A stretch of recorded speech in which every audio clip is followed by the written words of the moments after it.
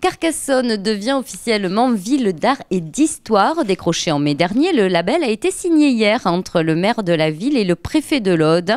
Au 77 rue Trival, dans les tout nouveaux locaux du CIAP, le centre d'interprétation de l'architecture et du patrimoine. Pour Gérard Lara, ce label représente le début d'une grande aventure. Nous avons signé une convention qui est le début d'une grande aventure. L'aventure du patrimoine, l'aventure de l'histoire de la ville, l'aventure de la culture. Et nous aurons donc vocation à valoriser notre patrimoine de sorte qu'à côté de la cité, il y aura l'ensemble du patrimoine de la ville, non seulement la Bastide mais également les autres lieux patrimoniaux qu'il conviendra de valoriser. C'est extrêmement important. Grâce à ce label, Carcassonne se hisse dans le cercle très fermé des villes d'art et d'histoire, une reconnaissance justifiée pour Jean-Marc Sabaté, préfet de l'Aude. C'est un moment très important pour la ville de Carcassonne qui devient donc une ville d'art et d'histoire. Elle rejoint un réseau de 195 communes en France, dont de nombreuses communes de Midi-Pyrénées et de Languedoc-Roussillon.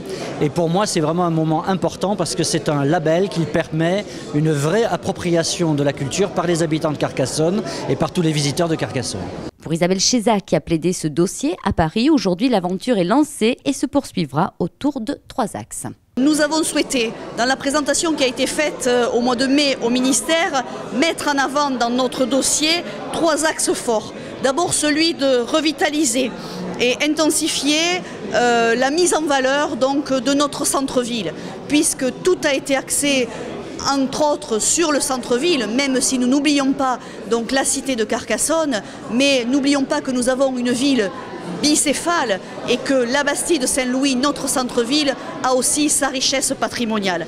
C'est également la volonté dans les années à venir de voir se développer à travers cette labellisation une politique de médiation ambitieuse envers tous les publics et notamment donc les publics jeunes bien sûr, nos jeunes, mais aussi les publics empêchés, également bien évidemment tous les Carcassonnais. Nous avons envie que les Carcassonnais s'approprient ce patrimoine important que nous avons sur cette ville, mais c'est également, bien évidemment, les touristes nombreux qui viennent, pour lesquels il faudra les sensibiliser à cette richesse patrimoniale. Et enfin, donc, nous voulons que ce patrimoine aussi renforce le lien social entre les différents quartiers de notre ville.